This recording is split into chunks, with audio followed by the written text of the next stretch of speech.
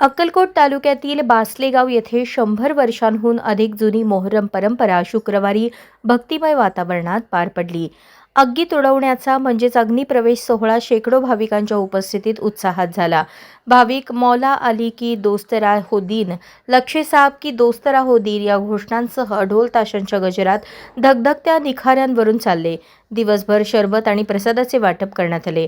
या परंपरेचे वैशिष्ट्य म्हणजे ती केवळ धार्मिक विधी नसून सामाजिक ऐक्य, बंधुत्व आणि त्यागाचे जिवंत प्रतीक आहे. मौला अली यांच्या विचारांचा आणि इमाम हुसेन यांच्या बलिदानाचा संदेश देणारी ही परंपरा गेली अनेक पिढ्या अविरतपणे सुरू आहे. यावेळी सर्वधर्मीय नागरिकांनी एकत्र येत मोहरम सण उत्साहात साजरा केला.